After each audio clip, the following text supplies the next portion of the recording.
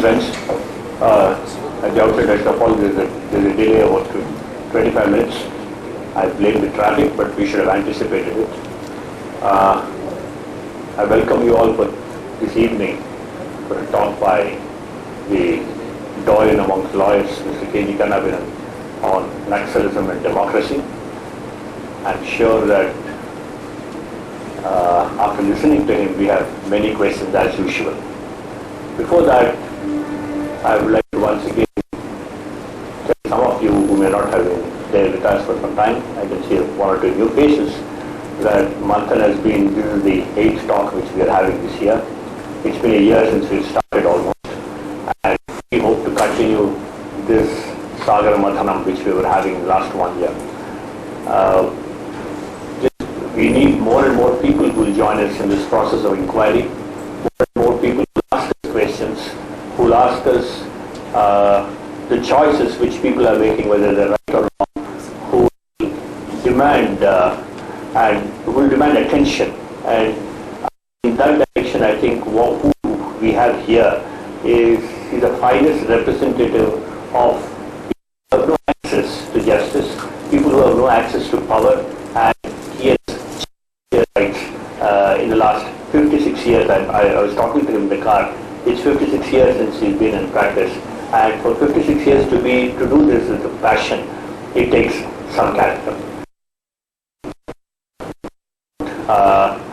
Each one of you to once again register in the Manthan book, which will now go around so that all of us are part of it, and then you hear our communications. I also want each one of you to suggest some more names, some more people who you think we should listen to in the next 1 year. We will start networking with them, we will see what their times are, and so that they can come and talk to us. Before we ask Mr. Kannabiran to speak, may I ask Ajay to make a formal introduction. Thank you.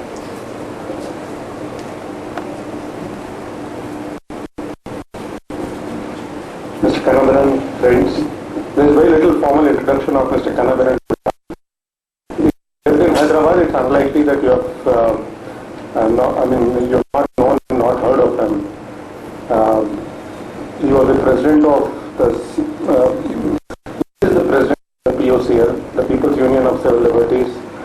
He is one of the most known.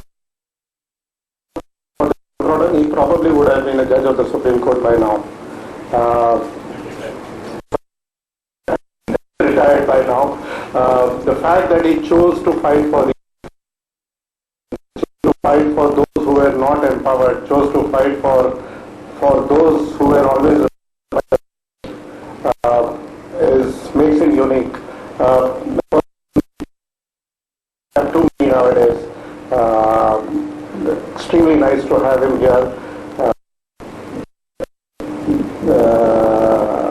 I will be recommending to talk to us about Naxalism, to give a broad perspective about this.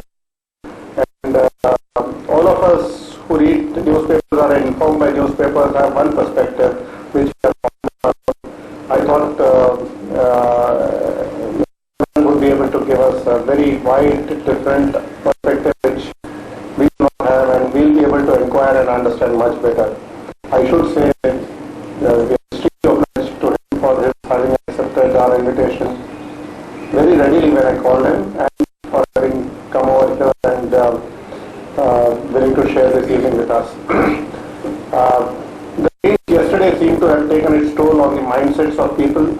The news reports in the papers today morning that people were stuck up for years, for hours together, seem to have played on some of our audience's mind and have held back people from venturing out and coming here. I guess we have to do the now, but I'm sure the debate and discussion would be as animated as we always have. I asked Mr. Kannabiran to talk to us, we are having our next meeting on the 13th of October, and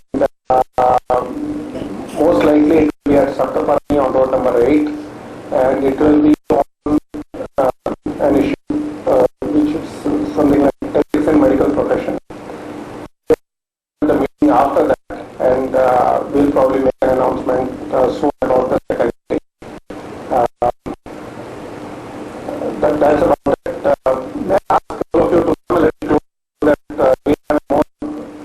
an intimate dialogue with Mr. Kannabiran. Why don't you please?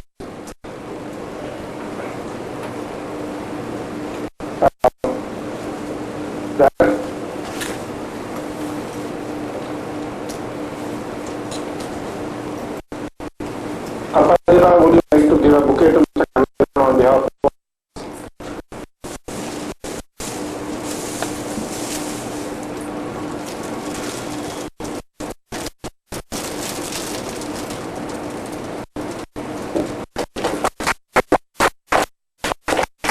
Thank you. Mr.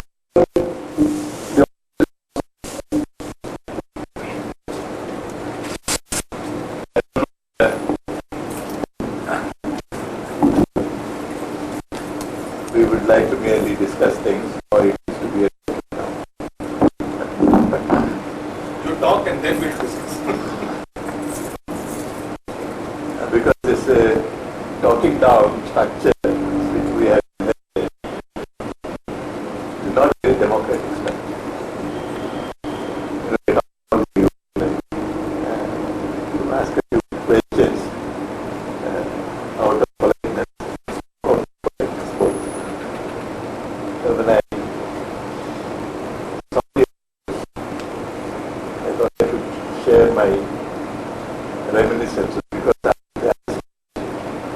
when I can only reminisce and not much time left, I suppose, to think about the future. And my when I was talking about the thin audience, I used to addressing meetings.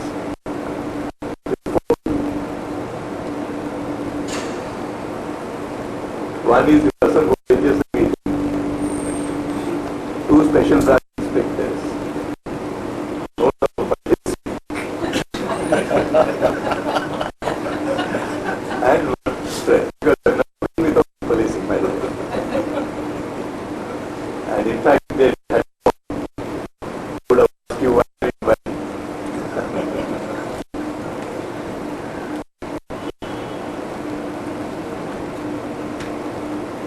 But I'm very though there is no a comprehensive democratic approach to problems. Now, somewhere in this country, it's like a curious thing. It's good in Paris. So you have some meetings here, some meetings. A few people think about it. The impression generally people get, nobody thinks about it. People keep thinking. And that I believe is what is saving this country from rapid ruin.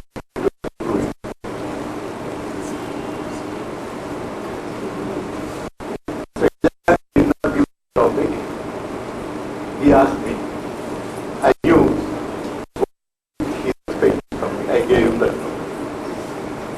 He anticipated it. And then I talked about Naxalism and Indian democracy.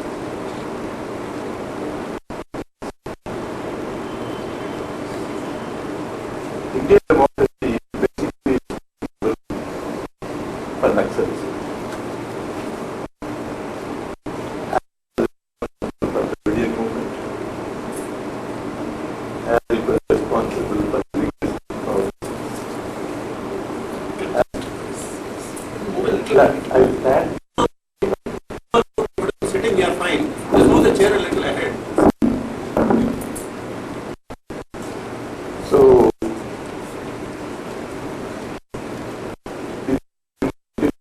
the traveling movement as to that movement, it gave rise to communal rights, which is part of our political practice. Kind of governance.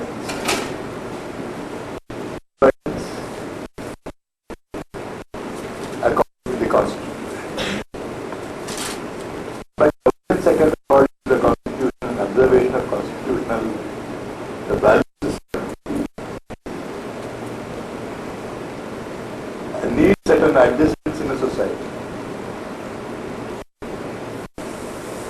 I do not know how many of you have some sort of reading of the Constitution. I think you should. You should, so that you have a proper perspective.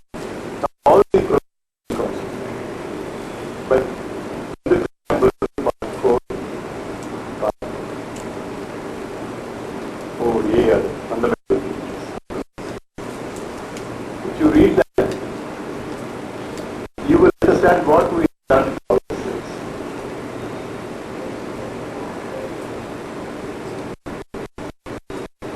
Constitution is a consensus adopted by the people, decided among themselves by what standard they should appear. What is the objective of the rule? How should we go? And how should we try to bring about changes in society? The Constitution itself is a Constitution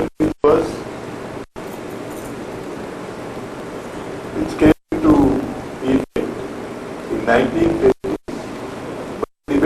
Debate was going on from 47, 48, and by 50 it was ready to be implemented. The consensus arrived that we should have a secular and socialist society. That it should inform the economic, political and social justice. That human dignity should be the mantra which operates in society. Fraternity is necessary because it is secular. Fraternity is necessary because it's a plural society. If it is a plural society, what sort of a definition should democracy have? It's a plural society. There are Muslims here, there are Sikhs here, there are Buddhists here, there are Jains here. There are ethnic categories here. There are Dalits who are treated as untouchables in this country for thousands of years. So for this society, the objectives were prescribed by us. That is a sort of a consensus among the people. If you read the Constitution, you will understand. That is how sort of a consensus arrived at among the people. That we have got to achieve these things because these were absent. When you mention that we have our objective is economic justice, we should presume that justice has been totally absent in this society. Justice, in fact, has been absent in this society because this caste system, the majority of Hindus, the caste system is the most oppressive that any man could ever conceive. It does not respect human beings. It does not accord human beings. It is a hierarchical structure in obedience to the higher man. It is a big role. So when you accept the Constitution and you did not do anything, for instance, you have abolished untouchable. It's a made constitutional offense under the Constitution. Penal code. There is a penal code in the Constitution. Penal code in the Constitution describes three offences: child labor, bonded labor, untouchable. All three offences. But still the practice. We are people who are not homogeneous. We are no society in the world is homogeneous. There will be plurality. Plurality is the order with which the world is created. The world was formed, the world evolved. So in this plural society, what is the norms of democracy? So we have the basic norm, that is equality. Equality is not formal equality. Equality Secondly, the most important right aspect of equality is the right to be treated as an equal, which is totally absent in this country. You see in your daily dealings, you know, unless you practice democracy, you cannot really what we are having is not democracy in this country. Governance, constitutional misgovernance have been taking place in this country for the past 50 years. We have close. This is a constitution which came in the aftermath of the Great Depression and with a tremendous spread of socialism in 1/6 of the world. So that international conditions had its impact on the constitution. So the constitution chose neither this nor that. India's unique quality has been this, neither this nor that, but a place where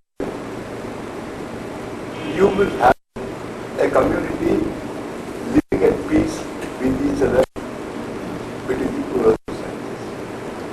So we don't mix it economy. We want communism.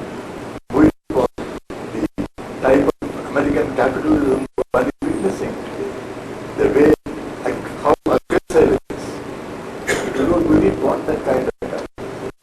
So we want a mixed economy. This was the sort of philosophy that reigned during my student days also. I can remember my student days.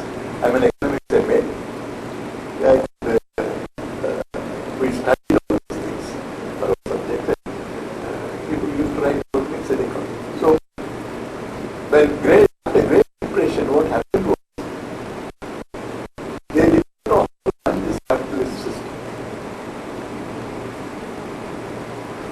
So, the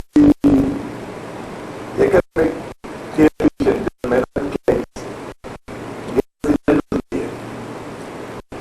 and he came to the conclusion after studying, he started writing that book. This is an entire book where he says that he does not Marx, he does not even mention Marx. But he has been brought to the scene to counter Marx's prognosis being correct. Marx's contention was that there will be depression, alternating depression, and there will be depression. Economic depression in 1928 was a very great economic depression that we not witnessed. There will be people without employment. Marx said every depression increases for the number of working class. The population increase of the working class will go on mounting with every depression. And so the proletariat class is a ruling class, will be a ruling class in future. This is what this prognosis. This has to stop. So what Maynard Keynes found was that if you plant, you can support capitalism function. So free enterprise is given up. Free enterprise is a responsible way of carrying out the affairs of the society. Was given up. And the American planning was introduced. America had to give a collapse. So Marshall aid was devised, and people want loans, they need to give loans. Without giving loans, America cannot survive even today. Let the entire country rest back down. You see what happens to the World Bank. It collapses like the collapse of the Prudential Bank. It rapidly created. So and planning was started. So we want to introduce some sort of pattern of society. That was the resolution. In fact,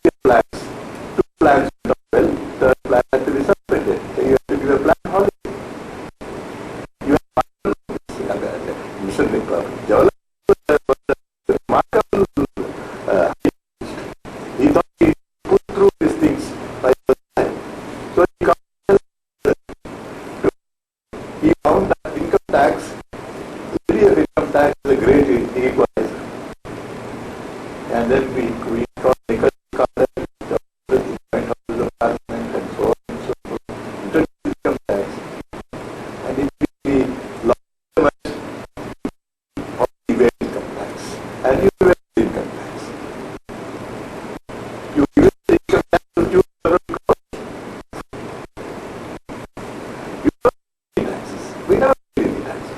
We don't pay any property tax. But then we will say that we have this right to do this.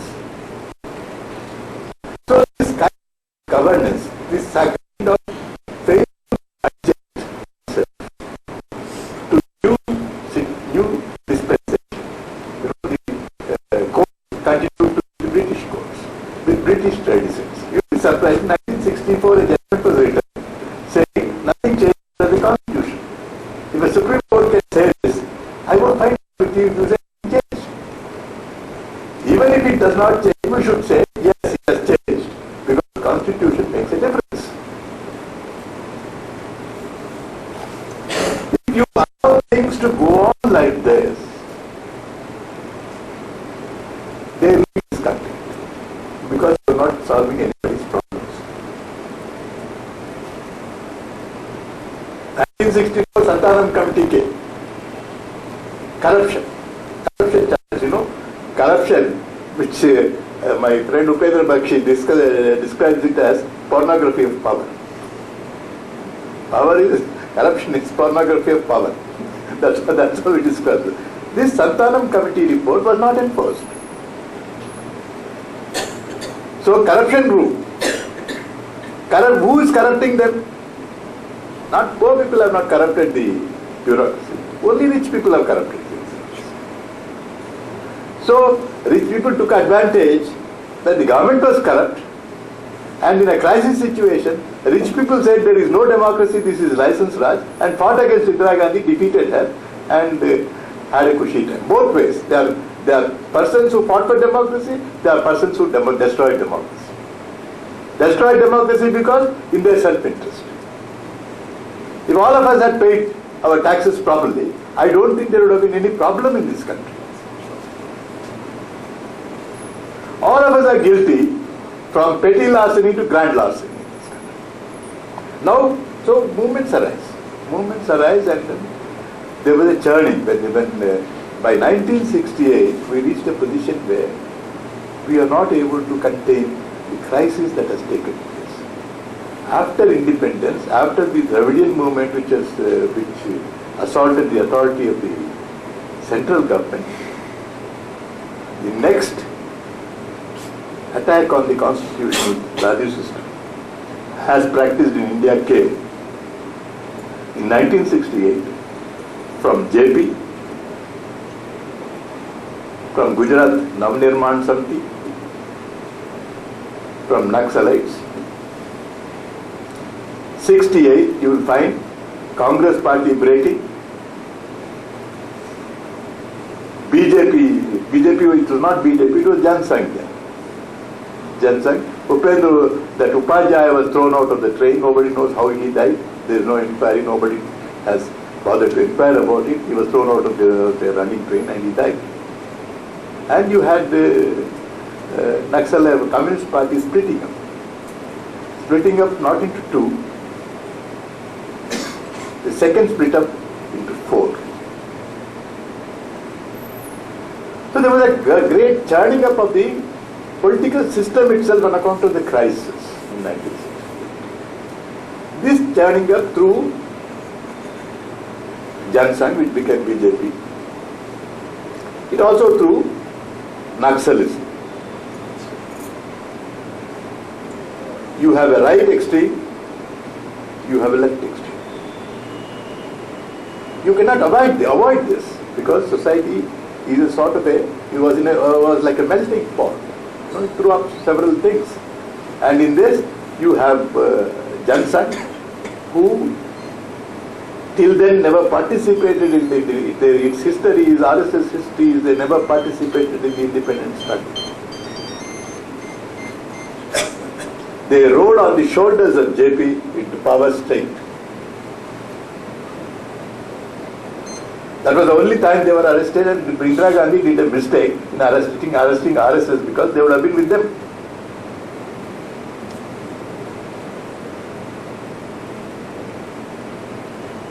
So the emergence of Naxalism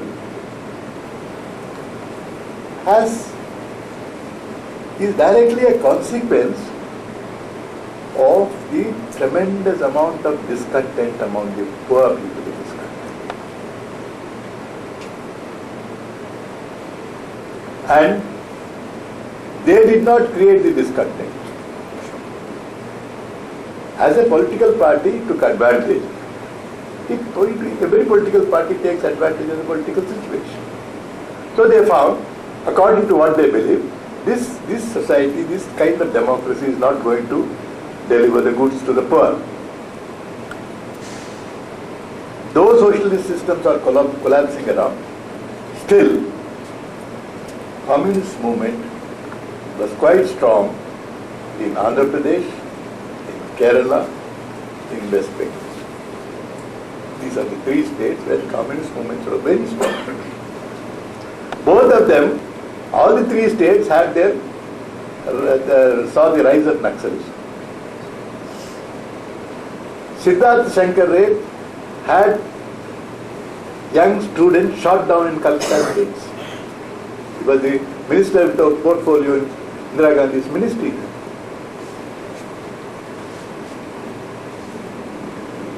Naxalism came to Andhra Pradesh. How did Naxalism come to Andhra Pradesh? There was a very strong communist movement in this state.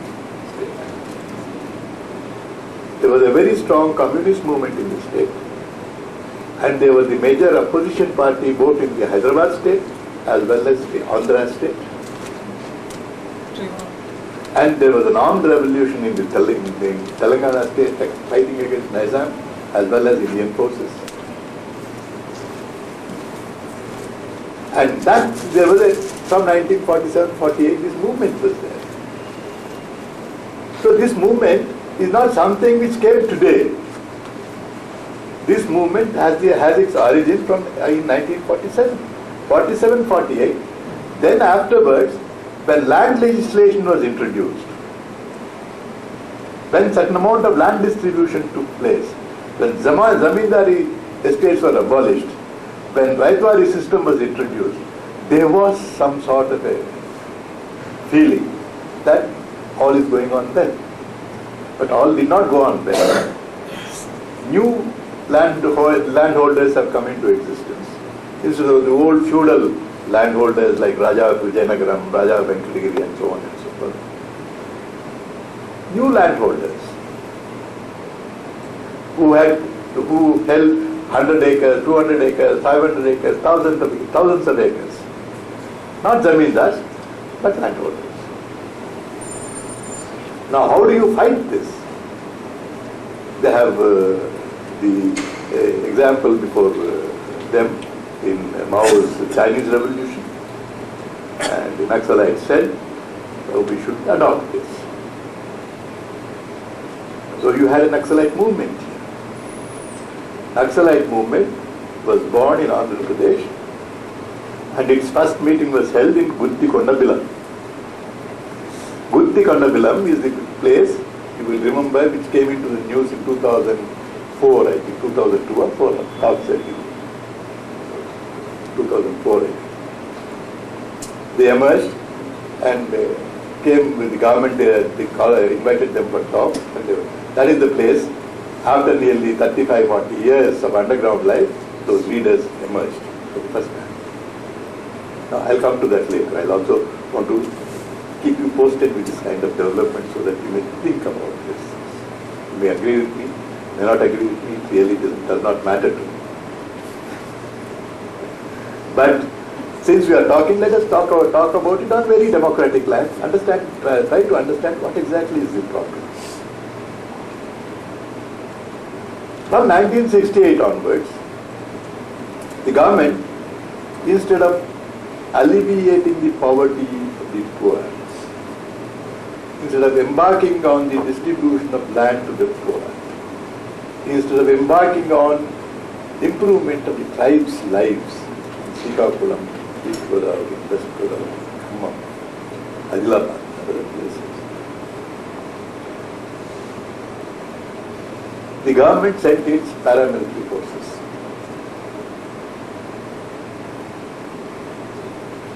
And they sought to liquidate them physically. They liquidated. 1,500 people were killed in a matter of 4 years. The pick of leadership, very fine leaders they were killed. And this killing had a tremendous impact on democratic values in this country.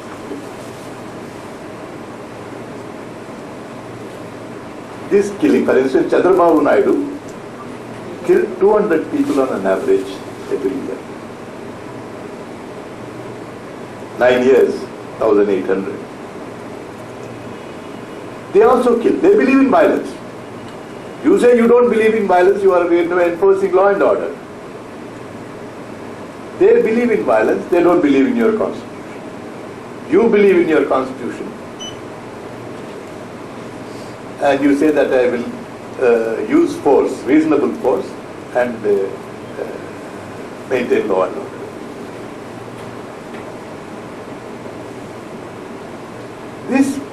These occupied nearly 40 years of time. But it also had its impact not only on the police force, on the administration, on the rights of citizens, on development to some extent. It did not really halt the development of the state. In terms of projects, this, that and the other, it did not really halt. But it did have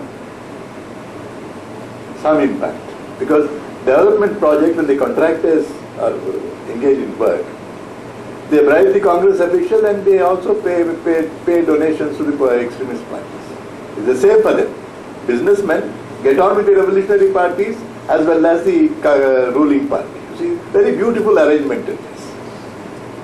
You bribe them to get contracts, you give donations to them, you see that they don't interrupt your contract work. This is how the business class has been operating the revolution and the ruling party simultaneously.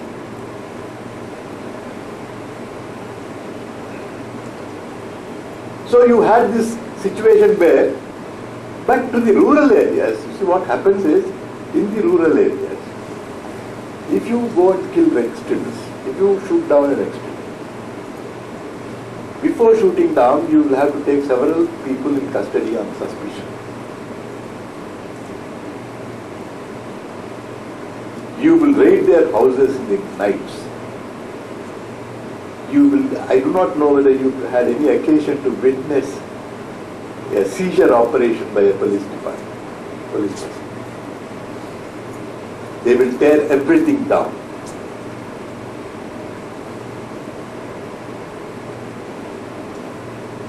Several villages, because of this kind of employing the paramilitary force to comb out Naxalites and try to kill them, this liquidation campaign has brought about a nightmare in rural areas, particularly the Girijan areas and the Telangana areas. Not so much the coastal districts of Krishna, Nellore, there were some, but basically. Now Guntur is the, Nalamala forest is the center from where they emerged. But the whole thing is that this kind of employment of violence by the state, and thereby resulted in not only deprivation, but living under fear. That is, if a policeman comes and searches your house, he will take grains from your house, cereals and dal and other things from your house, empty it in the well, and the kerosene you have in your house, he will empty it into the well, so that you cannot use the water, nor try to recover the grain and other things. So this is a thing which very few people knew. We knew. We used to go as human rights activists. We used to go. I was surrounded several times by the police. So when you know that kind of a nightmare that existed, then you will realize what has to be done. Force is not a solution. Force can never be a solution.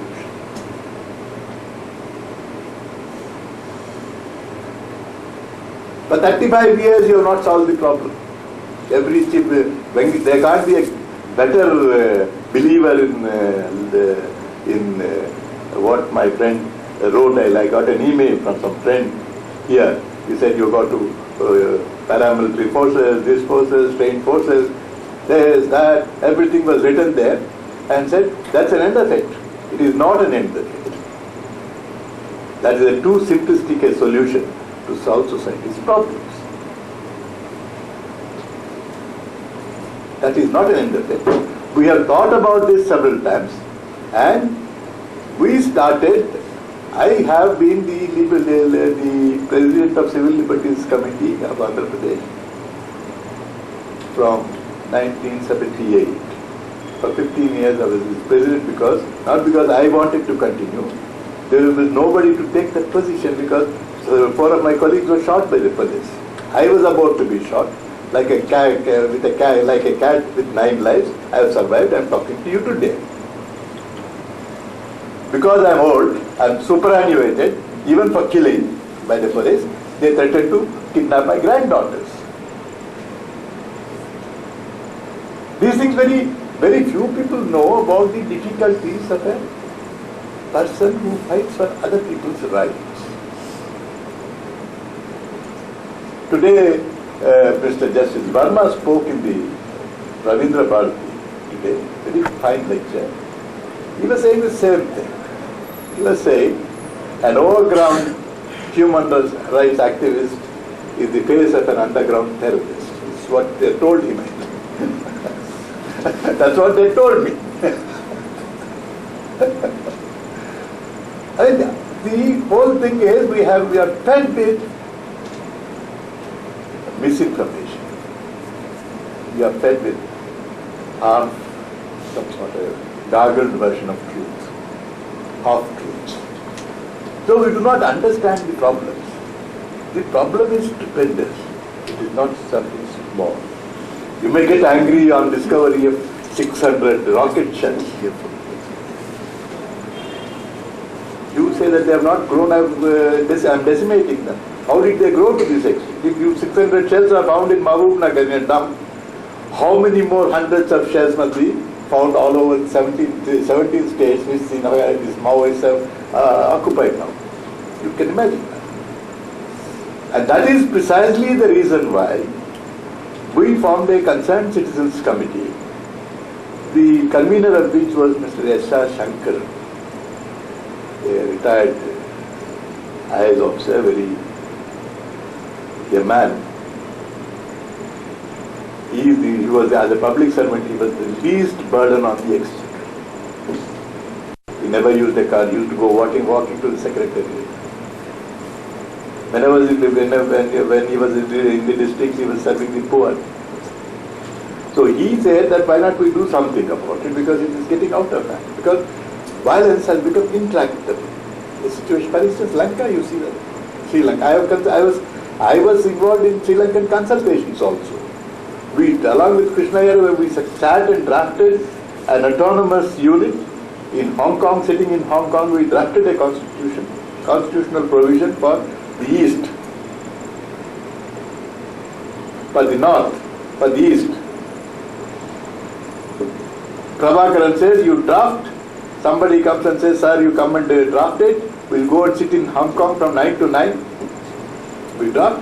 Suddenly Prabhakaran withdraws unilaterally, ceasefire. Gone. How many days? 10 days.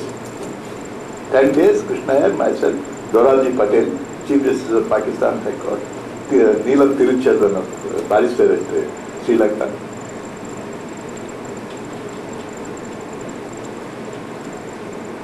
These efforts are going on. Once it becomes intractable, it is like Palestine issue.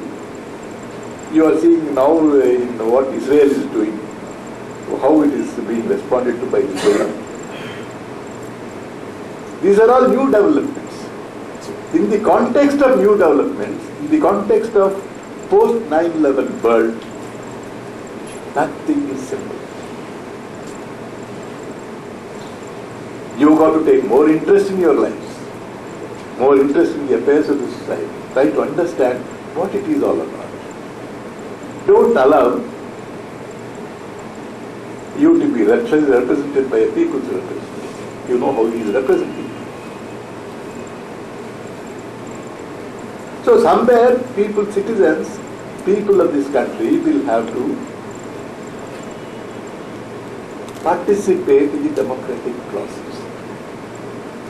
If you participate in the democratic process, you will never allow yourself to come out with simplistic solutions. Life is a very complex. We went and met the leaders who are underground.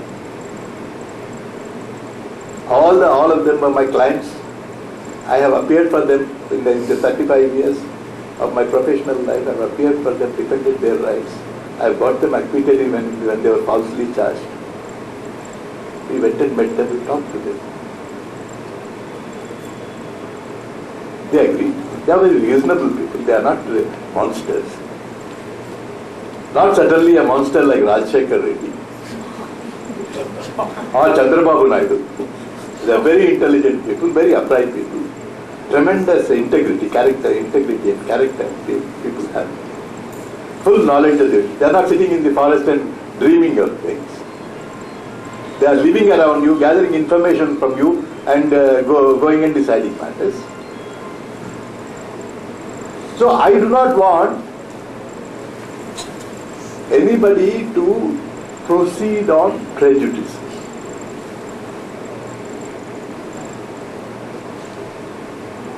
You see, if you have prejudices, you will contribute to fascism.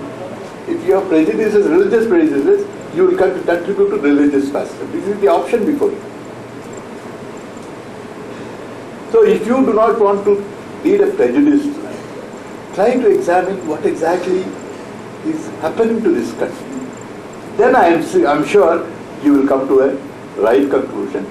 And you may err. It's all right. Doesn't matter. People err.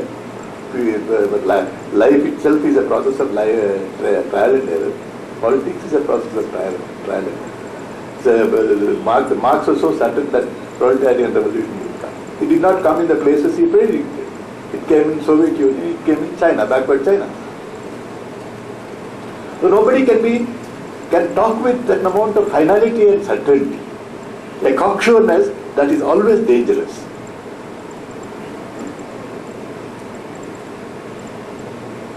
If you look at it that way, there is another way of solving these issues. This was what we have been experimenting.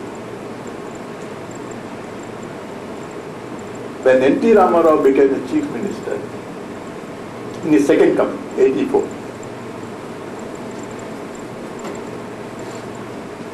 he used to send Chandrababu Naidu and Daggupati Venkateshwar out to my house to discuss about this problem. When, after, on the advice of Mr. Vyas, late Mr. Vyas, police officer, he kidnapped Balagopal, my secretary, and people thought he is going to be shot. Fortunately, Balagopal is a top mathematician, is a PhD in maths, did his law later, and is now practicing as a very able lawyer. He was kidnapped on the advice of the police officers, and 10,000 telegrams reached Mr. N.T. Ramarao, because he did not understand, because he is known all over the country as a top mathematician, a brilliant mathematician emerging from Regional Engineering College, Warangal, who stood first in PhD in his PhD maths, who was admired for his capabilities, who writes beautiful articles, who writes very fine. This man was kidnapped. For 2 days, nobody knew where he is. He is kidnapped from my house. He came to me I saw him off, and at the street end, the special branch police put him in a jeep and took him away.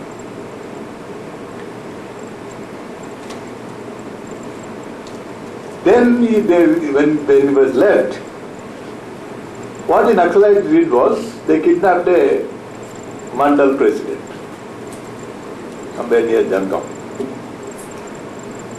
Then Chandrababu Naidu was sent to my house to say, you please now intervene and see that Mandal president is released. Anyway, I never bothered. Then he said, you please come for a discussion. I said, went with Professor Hargopal, whom you can invite. Professor Hargopal of Central University is a good speaker, very intellectual. Hargopal and I went to N.T. Ramarao. Then N.T. Ramarao is a very fine character, very, among the chief ministers I like him the best. Very fine character. Then as soon as I went in, he made me sit and Kannabiran garu, meeru vignu. Still remember. Then he gave a big lecture on Girijana Sankshep for about 15-20 minutes, non-stop. Then I asked him, have you finished? He said, yes. I said, Mr. N.T. Ramarao, I told him in English. Mr. N.T. Ramarao, if you think you are running a government, you are mistaken. You are running a butcher's shop. His cabinet was sitting. He never proved such talk from anybody. He was stunned. Then I told him, this is not the way. You can't presume that you have done anything and there is nothing to be done. If that is the place, that is the case, why do you want me? Call us for a talk. If you think you are going to convince us, you have not convinced us. Then he said, what should you do? Then I said, on an urgent emergency, please appoint 3 IAS officers. Identify surplus tax and immediately distribute to the poor. And if you do that, adherence to violent politics will stop. Because it is wrong to think that poor people out of fear are joining the Naxalite movement or supporting Naxalite. They are supporting because they see them as their protectors against police repression. If you think that they will not have support, you are mistaken. They would not have survived this long without village support. They have support. They have informers. You have your informers. They have their persons who inform them what exactly is happening here. So that is your logic of operations. We are not concerned with. But to think that you are people are not following. They will have only 700 people. They may recruit. If you are killing people, your people are surrendering. Still people are getting recruited. How do they survive? How do you account for all these armored wells? How do you explain the expertise they have in ballistics? So to prevent that, we started this process, originally by APCLC. And then when Chennareddy came, and then he withdrew some cases, but I said, I'm not keen on withdrawing cases, we'll fight the cases and get acquitted, don't worry. If they are false cases, it will be acquitted. If it is real, let them go to jail. I'm not bothered, that's what I told him. Then, Chennareddy came. Chennareddy started sending Shashidhar Reddy to my house.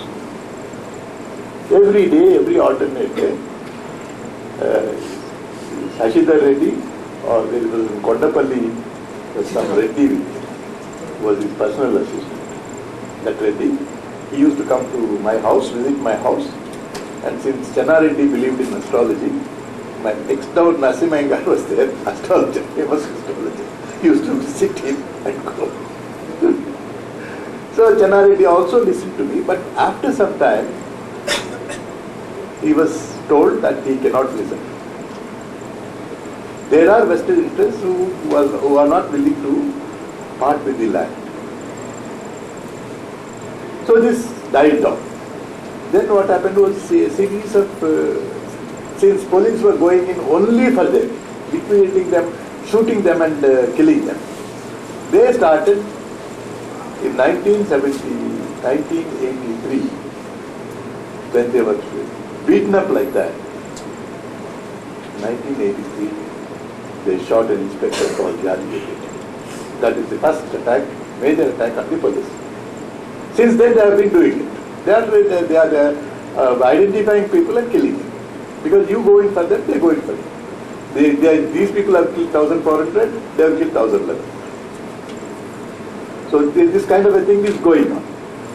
So I talked to Sashidhar Reddy. I told him, your father is committing a mistake. I said, don't do this. Ask him to distribute land.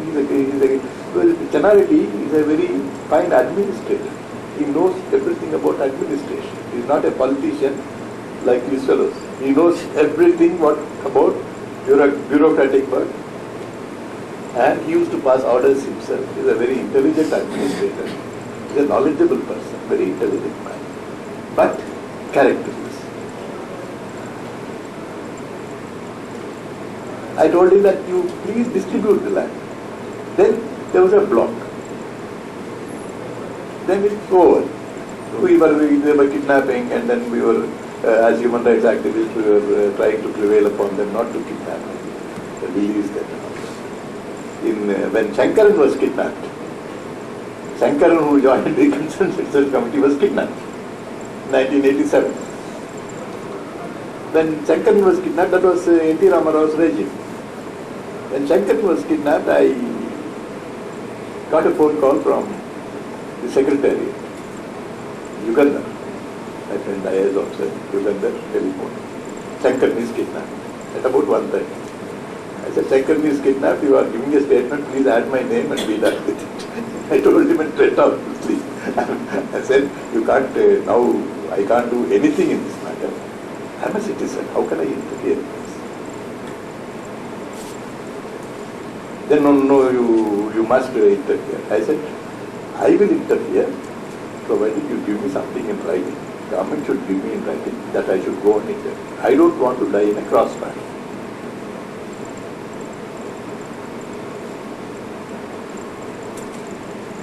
Then the next day morning, N.T. Ramarao would not give me an assurance that I will be safe. Provided you must provide me with safe conduct if I am going to be your representative. Then he would not. All the secretaries in their meeting, cabinet secretaries in their meeting, they passed a resolution that I should go. And I went and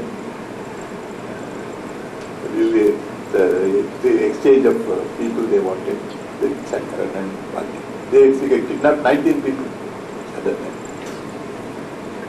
And the next time they kidnapped one MLA. Then from all over Nellore, Andhra state, I got telephones in the night. So I went and stayed for 12 days in that area to talk to them, to get a chance to talk to them, tell them that you are not doing the right thing, and then change back. And they released him.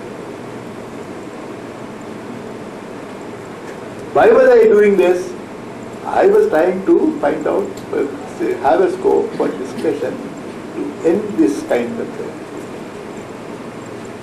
So when Concerned Citizens Committee was formed, I was arguing a case in the High Court, and in that case, the judges asked me, I said, this is the effort I have made till now. I can't say more than that, and this is what is happening. Then you said you must appoint some sort of a committee and call for a ceasefire. It is not such an easy thing, because in Sri Lanka it is possible because they want only one portion of the state as Tamil state. They want the entire government for themselves. Power is. They said, we won't trust you. We will overthrow you and we will occupy the seats and we will administrate. So how do you really cope with this kind of a situation? Warangal is the most sufferer. Warangal, Nalgonda, Adilabad, all these areas. After 7, you will not be in a position to walk on the roads. You do not know which fellow will come and attack you.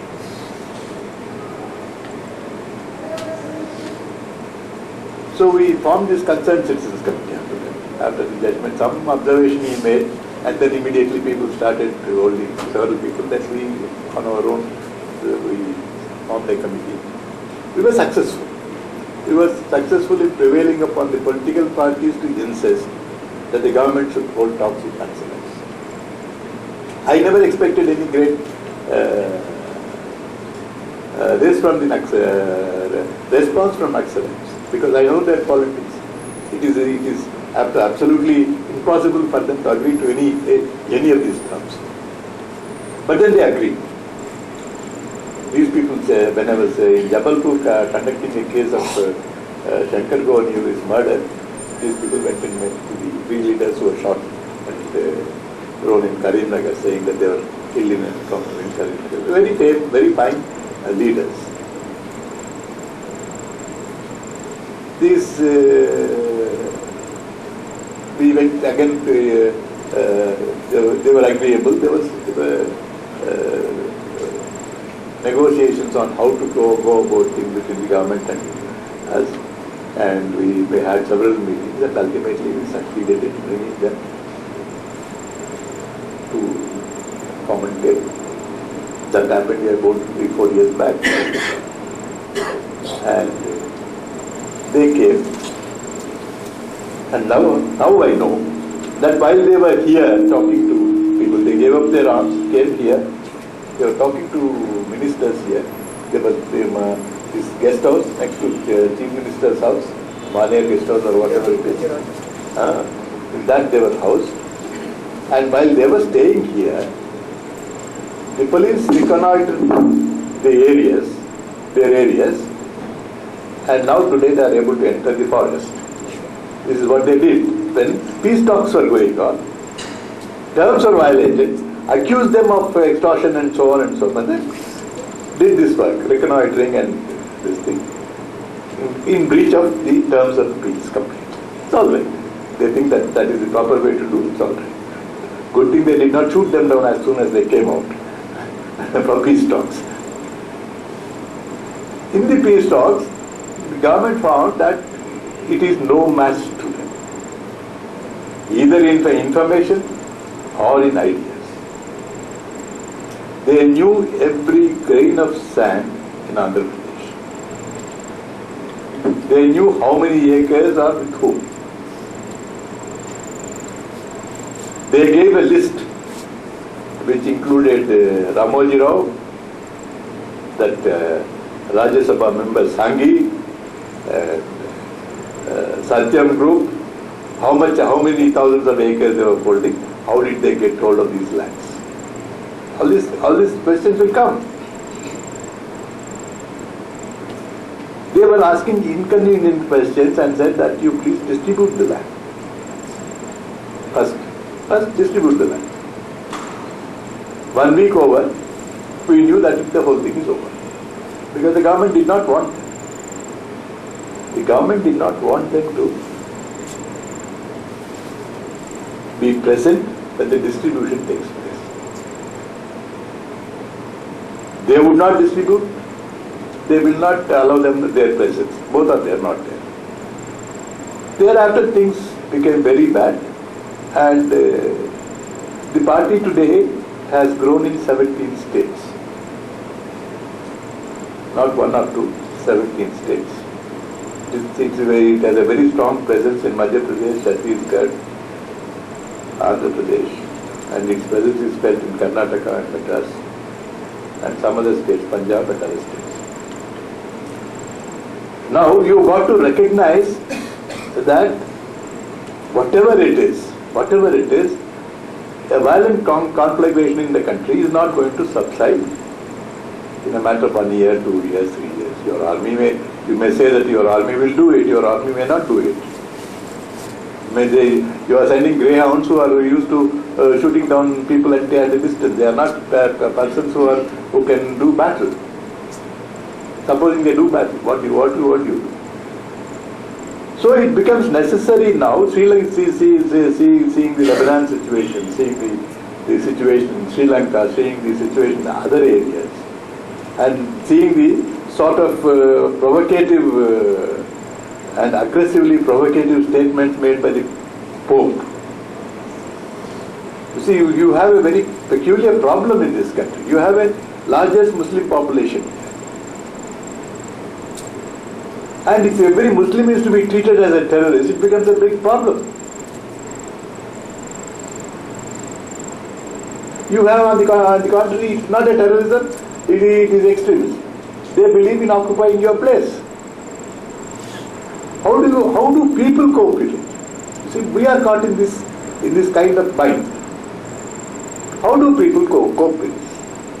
People must be in a position to think about this, to know about this. How do you, for instance, we have a very peculiar situation. War on terrorism. What is this war on terrorism? With whom are you going to? It is not a defined territory. This war cannot be carried on in a defined territory. For killing Osama bin Laden, you emptied thousands of tons of bomb on Afghanistan. Tomorrow, supposing somebody says Dawood Ibrahim is in Charminar, the US will have the right. Will have the right to a preemptive strike on Hyderabad. How do you really regulate this kind of a thing? United Nations is not capable of regulating this. You have a sort of a class war situation in one area. You have a communal situation in another, where one community is suspect. Why should it be suspect? How do you cope with these problems? No simplistic solution is possible. I want people to think about these things. Because I may not be here for long, but I have a desire to see that each one of us aims at leaving behind a better world. I think that you are obliged to do for the sake of your own children and grandchildren. Thank you.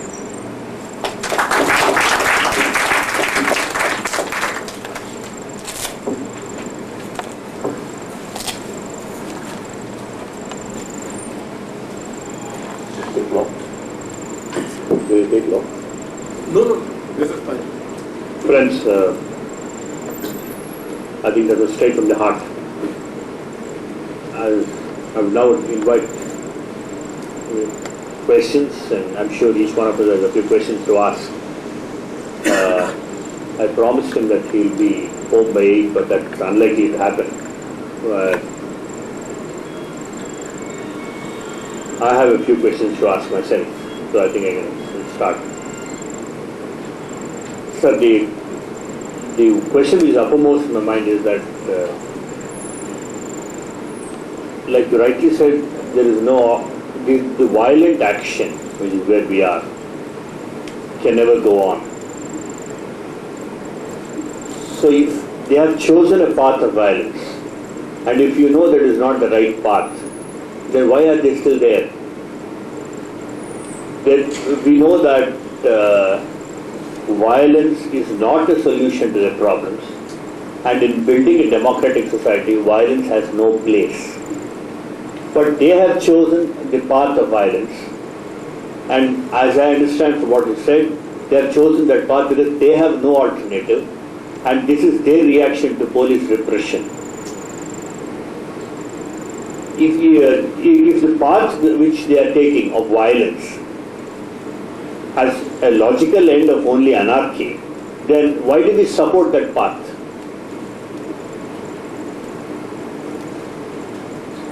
It is a question which has its own answer. Because I am a citizen, I want to live in this country. I must be in a position to find out ways and means of bringing them around onto a table. We have succeeded once. We have brought them onto the table. They were here. I am sure we will succeed. But if you want to solve this problem, if you want to see that people do not support it, Your policies of force, use of force and paramilitary forces and all that will not work. It will never work. It is bound to fail. It will lead to a lot of killing, lot of violence, lot of repression by the police of innocent citizens, not perhaps wealthy people. The part is, the Constitution says, provides for social change. Constitution says that you should reduce poverty, increase the content of economic justice, increase the content of social justice. If you do all this, there won't be adherence to that politics. This has been our theme from the beginning. There are other ways of looking at things. And if you are able to achieve a measure of equality in this society, you will not have problems. If you do not, if you proceed on the path of denial of equality, you will have this problem. You may even chuck an atom bomb, it will not go. They will again sprout. You are faced with a situation where you have tremendous accumulating affluence in a few hands and the tremendous poverty at the other end. How are you going to square up these things? I have to support the majority. I am democratic in that. I will support the majority. So you have to implement egalitarian measures. Implement a measure of equality in the people and a measure of equality between communities. It is very important. There has been no justice to what happened in Gujarat. There has been no justice to what happened in Sikhs in 1984. There has been no justice to Muslims in 1992.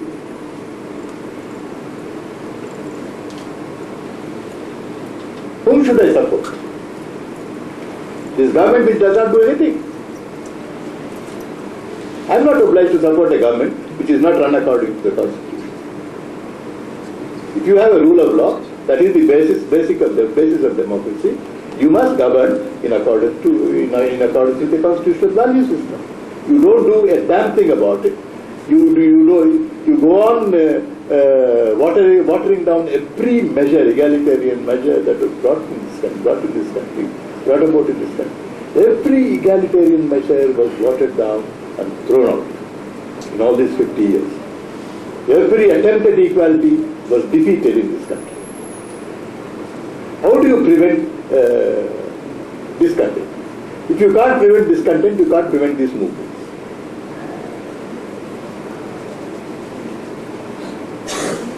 You can't really say, what I have acquired, I will not part.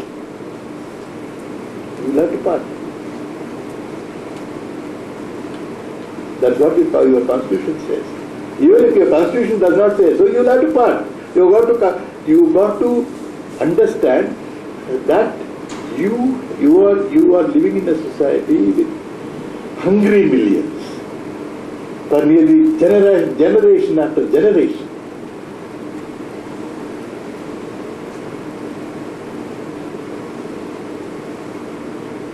So whom should I support? Tell me.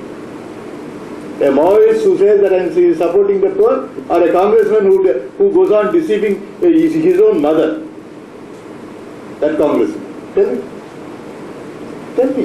Or a BJP who thinks that provoking people on religious basis and asking them to kill. Have you gone to visit Gujarat? They killed Muslims. They killed an MP. They quartered him. They urinated on him and they burned him. What sort of a culture we are in? What sort of a governance you are talking about? Did anything happen to that chief minister in this country? Did anybody do to the Delhi administration when Sikhs were slaughtered like that on the streets? Who raised a voice here?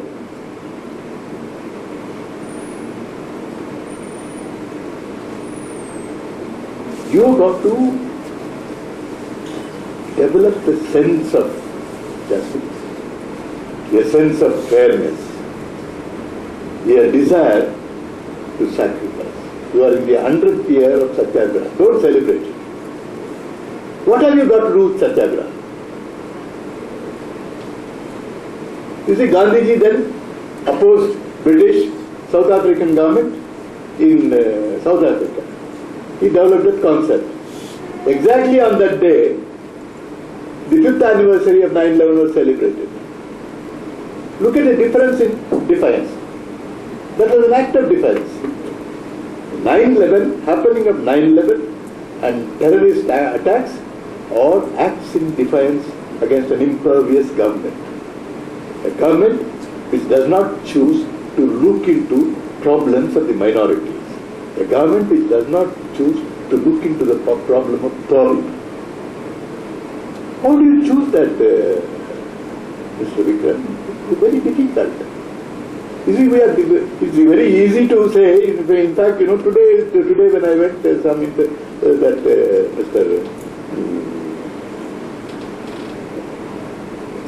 Verma was talking about these encounters. Yeah, and he said that these encounters, Andhra Pradesh is known, and encounters, the police cannot declare that they died in encounter and keep quiet. They are accountable to the court. They have got to come to the court and prove in what circumstances they were killed. The police are not willing to do that. And this is what I have been saying for 38 years. And 5 attempts have been made on my bloody life. Who knows about it? Now that I cannot be killed, I won't be killed. If they do, I'll be very glad, and it will be a liberation for me. Who came to my rescue? Did anybody know about what I am doing? What sort of a life? Excepting seeing the paper statements and criticizing Kannabiran as a Naxalite supporter?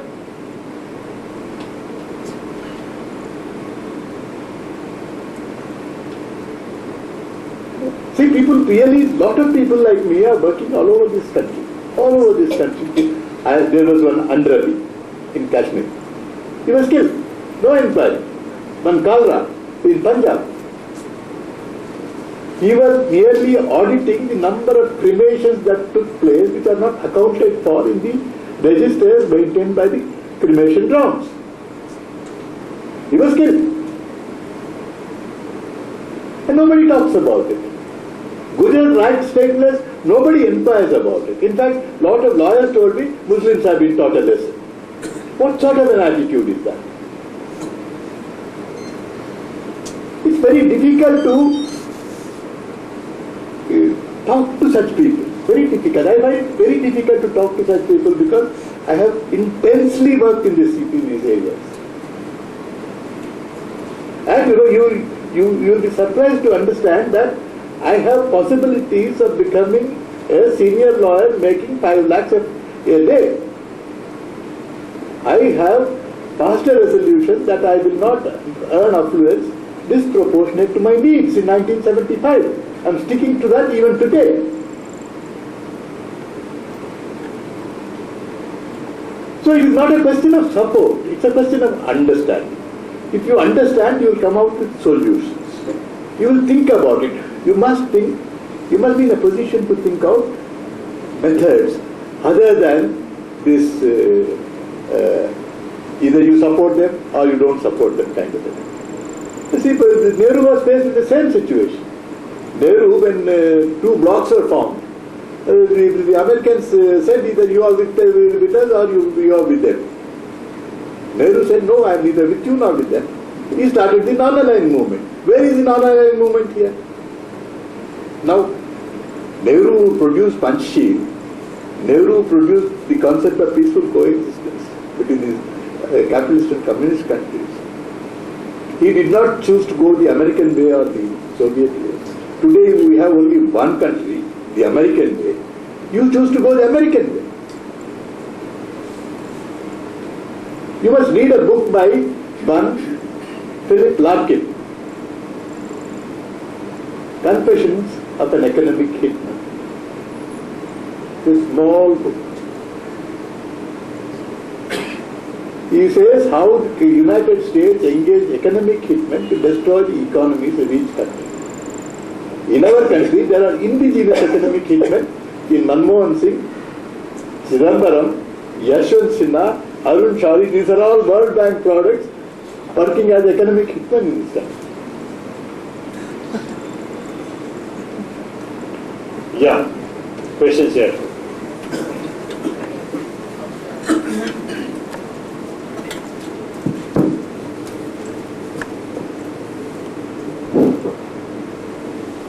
అంటే ఇప్పుడు మనం పేదల కోసం పేదల పక్షాన మనం అంటే పోరాటం చేస్తున్న క్రమంలో ఎక్కడ కూడా వాళ్ళకి అంటే వాళ్ళ కోసం మనం చేసినప్పుడు వాళ్ళు కూడా మనతో పాటు ఉండాలి. ఇప్పుడు ట్రైబల్ కానీ ఎక్కడ ఏ ఏరియాలోనే కానీ వాళ్ళు మనతో సపోర్ట్ లేదు. అంటే హింస జరిగే క్రమంలో వాళ్ళు కూడా భయం, అంటే హింస అంటే ఎవరైనా భయపడవచ్చు అనేది. సో ఆ భయంలో ఎక్కడ కూడా ప్రజలు ముందు ఎందుకు ఉంటలేరు.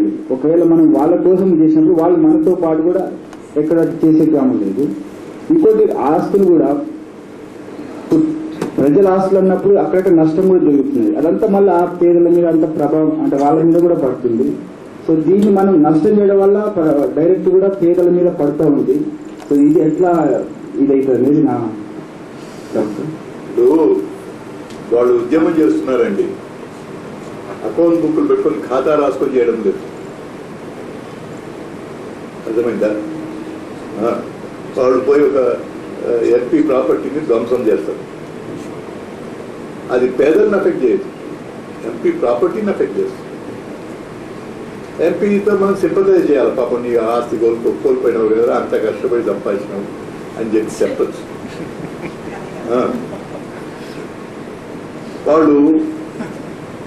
వాళ్ళకు పేదోళ్లకు భయం ఉంటుంది, భయం లేదని చెప్పాలి. పేదోళ్ల సహకారం లేకుండా ఈ ఉద్యమాలు పెరగవు. అది ఒకటి అర్థం చేసుకోవాలి. ఆ ఉద్యమాలు ఎందుకు పెరుగుతున్నాయంటే రాజ్యంలో అసంతృప్తి ఉంది కాబట్టి పెరుగుతుంది. రాజ్యంలో అసంతృప్తి లేకపోతే పెరగదు.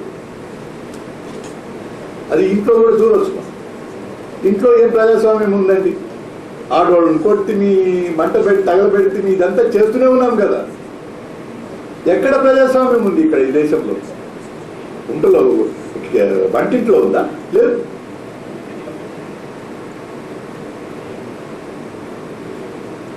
పేదోళ్ళు పోలీసుల దాడికి భయపడుతున్నారు, బిడ్డ దాడికి భయపడుతున్నారు.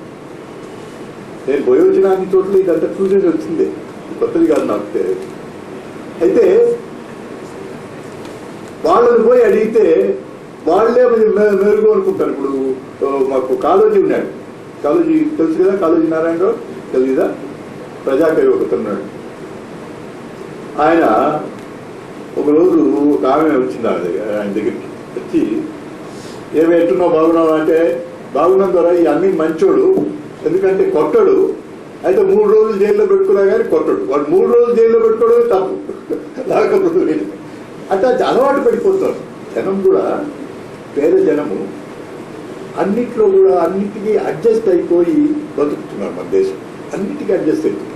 ఈ పక్క కాంగ్రెస్ వాడికి ఓటు చేస్తాడు, కాంగ్రెస్ ఓడికి ఒక కారణం వల్ల ఓటు చేస్తే ఆ పక్క మావోయిస్టుని సపోర్ట్ చేస్తుంది. ఎందుకు సపోర్ట్ చేస్తుంటే వాడికి వేరే పనులు ఉన్నాయి. వాడు అడ్జస్ట్ అయిపోతుంది. పేదరికంలో ఏం చేసేది, ఎంత బతికేది అనేది అది ఒక విధంగా అడ్జస్ట్ చేసుకుంటూ పోతున్నారు. ఎప్పుడు తిరగబడతారు, అప్పుడు వాళ్ళ మీద తిరగబడతారు, వీళ్ళ మీద తిరగబడతారు. తిరగబడితే ఆ మూమెంట్ నాశనం అవుతుంది. ఆ మూమెంట్ కొత్త పలగడం లేదండి.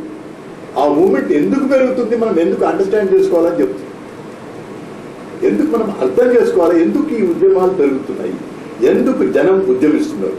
గంగవరంలో ఉద్యమించినారు, మత్స్యకారులు ఎందుకు ఉద్యమించినారు? వాళ్ళ హక్కులు తీసేటప్పటికీ ఎవడు వాడిని నక్సలైట్లు ఏం చేయలేదు, వాళ్ళే ఉద్యమించినారు. గుడిసెవాసులు నిర్వాసితులు చేస్తున్నారు. ఈ మాల్లలో ఈ బంజారా హిల్స్ వీళ్ళు పెద్ద పెద్ద వాళ్ళు బంగ్లాలు కట్టుకున్నారు కదా, మారేడుపల్లిని కట్టుకున్నారు, అక్కడ బంజారా హిల్స్ అంతా కట్టుకున్నారు. అంతా ఎవరి భూమే ఇది? పేదోళ్ళు ఉన్న భూమి వాళ్ళంతా తరివేసి మనం కట్టుకుంటుంది. అప్పుడప్పుడు వాళ్ళు ఉద్యమిస్తున్నారు. వాళ్ళ లీడర్లు ఉన్నారు, లీడర్లు లేరు. ఉద్యమిస్తున్నారు ఎందువల్లంటే వాళ్ళ కోపం, అన్యాయం జరిగిందనే కోపం వల్ల ఉద్యమిస్తున్నారు.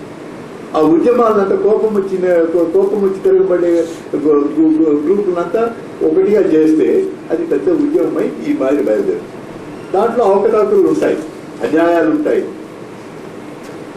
అనవసరపు హింస ఉంటుంది, ఇదంతా ఉంటుంది. వాళ్ళు కొడతారు, వాళ్ళేం తక్కువ కాదు, వాళ్ళు కొడతారు. మీ సార్ దగ్గర ఎందుకు పోయినారు అని ఒకటి కొట్టినాడు. ఒకటి మెదక్ నుంచి పరిగెత్తి వచ్చి నా దగ్గర కన్సల్ట్ చేసేదానికి వచ్చినాడు. సార్ ఇట్లా చేస్తున్నారు సార్ అన్నలు అంటే, పోయి చెప్పరా వాళ్ళకు ఇది కోర్టు కావాలంటే ఇంటర్ఫియర్ కాకూడదు నేను చెప్పానని చెప్పుకో అన్నా. పోయి చెప్తే సార్ దగ్గరికి ఎందుకు పోయినా కొట్టినారు. అట్లా కొడతారు. కొట్టడం కాదు, అది కొట్టడము, హింస చేయడము అనేది ఇది పెద్ద హిందూ మతంలో హింస లేదా? హిందూ మతంలో హింస ఉంది. అందుకనే మన దేవుడు మన దగ్గర ఆయుధాలు ఇవ్వాలి. ఆయుధాలు వాడు పెట్టుకున్నారు. అన్ని ఆయుధాలు దేవుడి దగ్గర ఉన్నాయి. మనకి ఇవ్వాలి. ఎందువల్లంటే మనం ఇష్టం వచ్చిన సంస్థలు తిరుగుతామని. హింస అన్ని చోట్ల ఉంది. కాంగ్రెస్ ఎన్నికల్లో హింస లేదు. రాజశేఖర రెడ్డి అహింసావాదా? లేదు చంద్రబాబు నాయుడు అహింసావాదా? లేక పట్టాలలోకి చాలా అహింసలో ఉన్నాడు, బతుకున్నాడు. అందరూ హింసలో నమ్మేవాళ్లే. హింస గురించి నేను మాట్లాడు, నేను నాన్ వైలెన్స్ అని చెప్పను. మన విలువల ప్రకారం, ప్రజాస్వామ్య విలువల ప్రకారం మనం నడుచుకుంటుంటే హింస ఉండదు అని నా నమ్మకం, దృఢ నమ్మకం. ప్రజాస్వామ్య విలువలు పెంపొందింపు చేస్తే పేదలకు అన్యాయం జరగదు అని నా నమ్మకం. మన రాజ్యాంగంను సరిగా అమలు పరిస్తే పేదోళ్ళుగా ఉండరు అని నా నమ్మకం.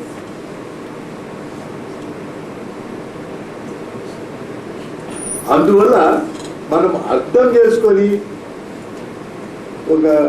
ఒక నిర్ణయానికి రావలేదు. అర్థం చేసుకుంటుంటే, సంగతులు అర్థం చేసుకుంటుంటే మనకు అర్థమవుతుంది. మనము రెచ్చిపోయి మాట్లాడము, కోపం రాదు, ఏదో ఇంకా కనుక్కొని పోతుంటాం. నా ఇంటికి తెల్లవారుజామున ఒక 100 మంది వస్తాడు ఒకసారి. ఏమంటే వాడు అక్కడి నుంచి వెళ్ళగొడుతున్నాడు సార్. అక్కడ పోతే దేవేంద్ర గౌడ్ మనుషులు అక్కడ ఉన్నారు. ఆయన దేవేంద్ర గౌడ్ ప్రజాస్వామ్యం గురించి మాట్లాడుతుంటాడు. ప్రతిరోజు మీరు టీవీలో చూస్తుంటారు. అక్కడ భూముల నుంచి అందరినీ ఖాళీ చేస్తుంటారు. దేవేంద్ర గౌడ్ అంటే దేవేంద్ర గౌడ్ అందరూ ఖాళీ చేస్తున్నారు. అందువల్ల మన దేశము చాలా అహింసకు కట్టుబడిన దేశం అంటే నేను నమ్మను. కుల వ్యవస్థ ఉంటే అహింస ఉండలేదు. కుల వ్యవస్థ పోతేనే అహింస వస్తుంది. అహింస ఎందుకు వస్తుందంటే అప్పుడు హింసించేదానికి కారణం లేదు.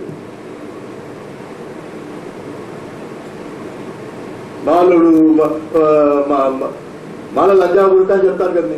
సాధారణంగా బాగున్నాడు ఎవడైనా తింటాను చూసినావారు మాల లంజా కొడుకు అంటారు. ఎందుకు? వాడికి అలవాటు అయిపోయింది. అధికారం చెలాయించి అలాగే అలవాటైతే జనం తిరగబడడం మొదలు పెట్టినారంటే వాడికి ఏమి తెలియ అర్థం కావడం లేదు. అధికారం చెలాయించేవాడు జనం తిరగబడేటప్పుడు వాడు మందిని పెట్టి కొట్టిస్తాడే కానీ వాడు ఎందుకు తిరగబడుతున్నారని ఆలోచించి అక్కడ హింస వచ్చింది. హింస ఎప్పుడు వస్తుందంటే అధికారంలో ఉండేవాడు అర్థం చేసుకోకుండా ప్రవర్తిస్తే హింస వస్తుంది. అధికారం చెలాయించేవాడు అర్థం చేసుకున్నాడంటే వాడి అధికారాన్ని తగ్గించి ప్రజల బాగోగులు చూస్తుంటాడు. అది దాని గురించి చెప్పాలని నేను వచ్చినది. Shanta is a question, I think. Thank you. This isn't a question, but it's just another perspective. It could complement also what Mr. Kannabiran has just said. Basically, I fully endorse his description of what is happening in the country today. That there has not been any fairness towards whatever is happening for the poor. In fact, the disparities are growing. That is what we are witnessing in our daily lives, in the daily lives of the poor. There is greater unemployment and there is greater discontent. Also, nothing comes to them without fighting for it. There's a huge struggle, and for everything there is a battle, and it's a battle against all odds.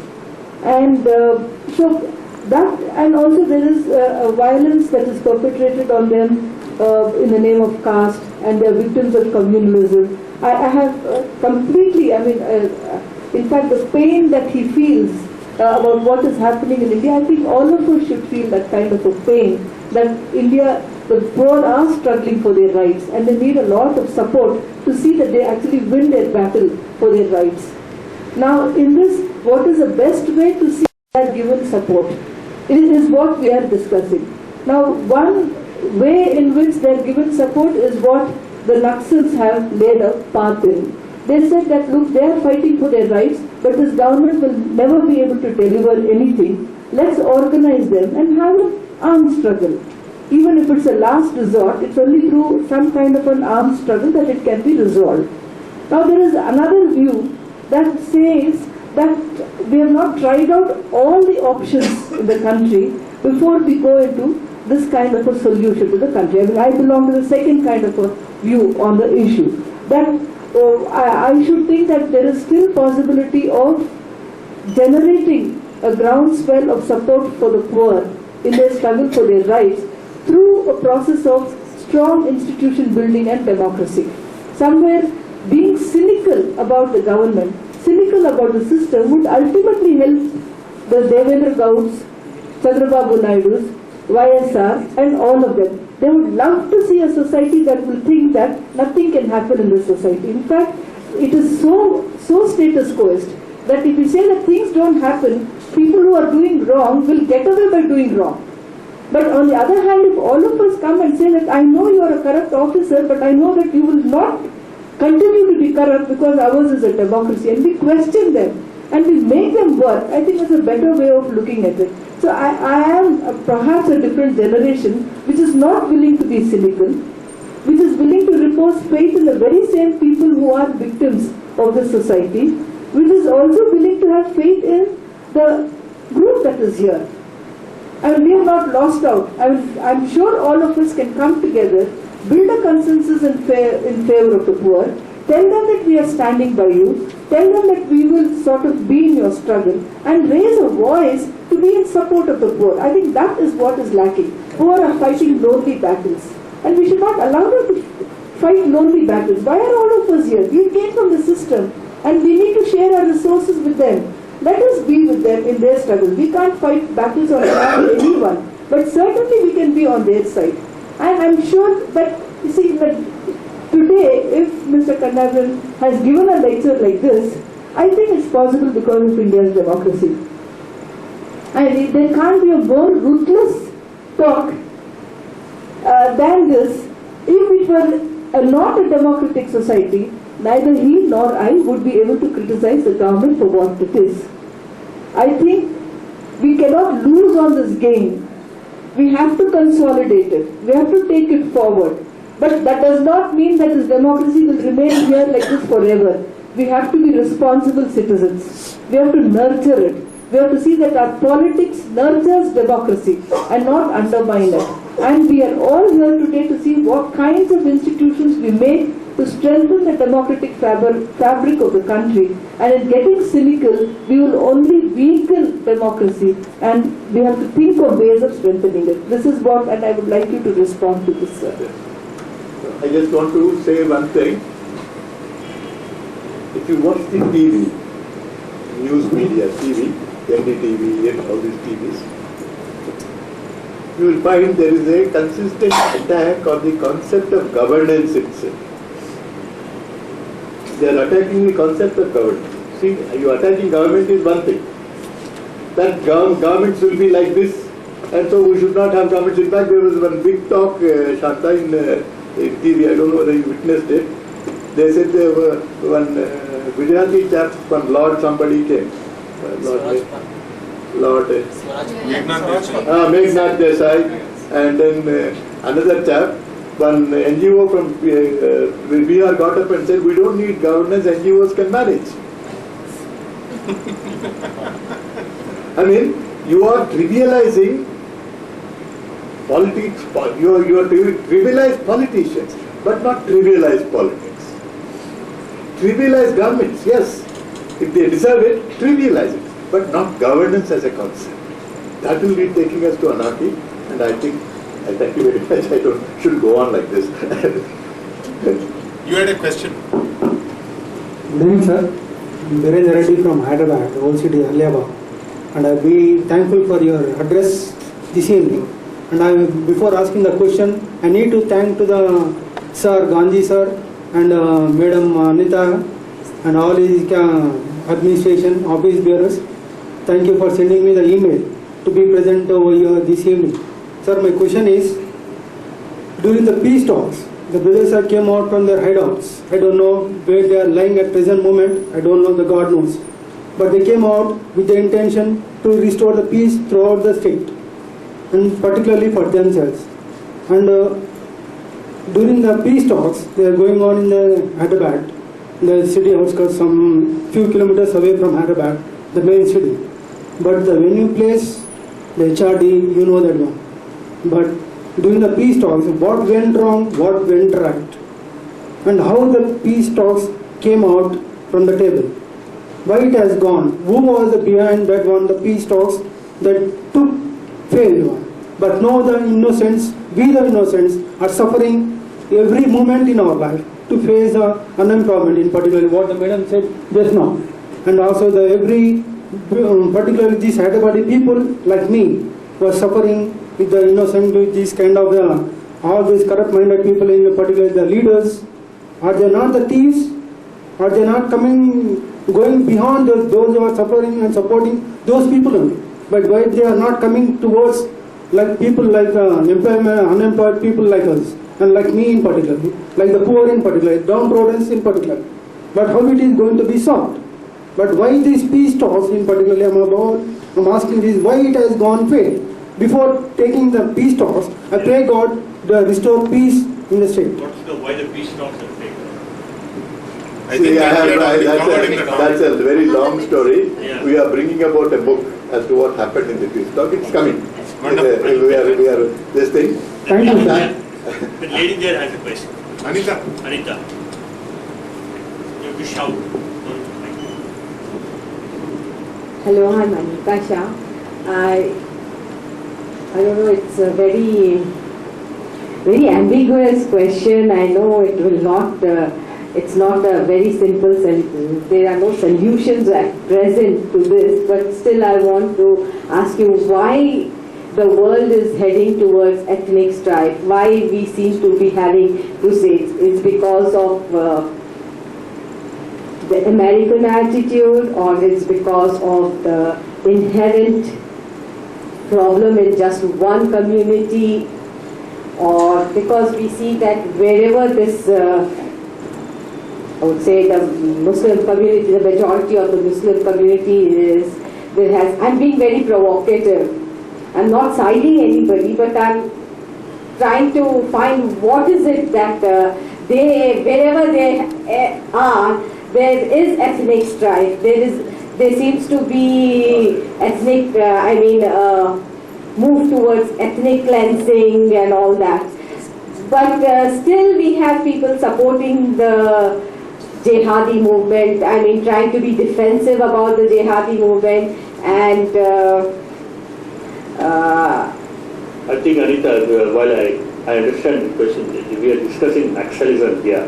And if you connect that to this issue, on this issue, we'll have another Manthan, we'll spend an extra hour on that. no, because he was saying about the provocative question of the Pope. Provocative No, he connected it to nationalism. Okay, so that okay. was fine. Yeah, okay. Okay. Yeah. So there are instances of Naxalites attacking the railway stations, substations and the RTC buses. What do you think is the motive behind these attacks? Are they working on the principle of eye for an eye? Not an eye for an eye. Who's eye and who's attacking the government to make the voice heard, they attack the substations, railway stations and everything. That is how freedom movement ruled. Freedom movement told us that if you attack public property, People will wake up and notice. This is how protests have been going on in this country. They can't. No, I don't know. I won't disagree with you that I don't think the freedom movement grew on attacking public property and destroying it. It was. Now Gandhiji's movement, other movements have attacked public property. No, I'm talking about Gandhiji's movement in this country. We are not. Gandhiji's movement is not the only movement, freedom movement in this country. Gandhiji's is one of them, and he is the main movement. They not kill India till now. There were terrorists. Idiotic. So do you feel the Naxal movement failed in, sir? Yeah. So do you feel the Naxal movement failed in emulating the Gandhian principles, or do you feel the government is far more cruel than the Britishers? Naxal movement has nothing to do with Gandhian principles. It is based on Marxism and Maoism. So can we... It is entirely two different. Another thing, please note, Congress is not followers of Gandhiji. If you see Munnabai, you go and see. Does Gandhiji does not kill India till now, sir? Then you say Gandhi is no relevance today. Gandhiji was never relevant after his death. He was killed. Yeah. If he was, I mean the principles of Gandhi. Gandhiji was killed by a Hindu. Yeah. Not the British. British never killed him. Okay. He defied British. He was killed by a Hindu. If a Hindu had not been killed, our Congress government fellows would have killed police. The police force maintained by the Congress, I am sure would have encountered him in some death. Finished.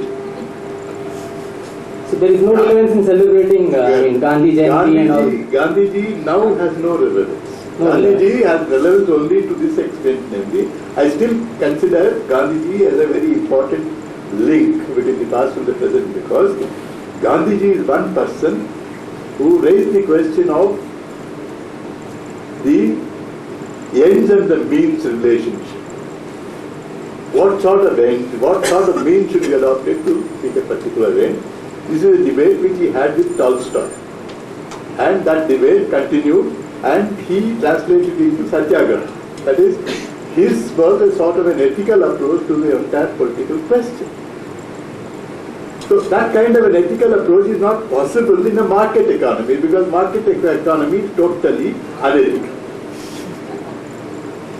Sir, does Gandhiji does not kill India till now, sir? Because of him we are suffering now, sir. No. Gandhiji did not... No. Why? Because I am telling this question is, he did not pull down... No, we'll stick to Naxalism, yeah. We'll stick to Naxalism. Going, but I have got to go home. I've got some guests left. Yeah, we'll take two more questions. Yeah, you have a question. I was listening to his questions and your responses, and you were speaking about the market economy and all that, and pre-market economy and the present situation. And it seems that there is, in this struggle, is there a scope for a conclusion when you speak about the market economy? Because when I was reading a good ad written by Perlis Buck, she says that a noble end can be achieved only if the means to achieve it are noble, and she cites examples of your French Revolution, the Glorious Revolution in France, and our Indian Revolution led by Mahatma Gandhi. Of course, let us keep it aside because we don't have time now. And you spoke that Indian democracy is the reason why Naxalism was born. Still holding. And and in your discourse, it becomes clear that in the biggest democracy in the world, there is no democracy. Yes. And in this context, I remember the French Revolution, in the post-French Revolution times, the French people were framing the charter of the French Constitution, and they prepared a charter of rights for man. I remember 2 articles in that. And one of the articles says, every man is born equal and has a right to equality. And it says that this is the principle of common utility. And according to me, this principle of common utility is the backbone of democracy, and this backbone is absent in Indian democracy.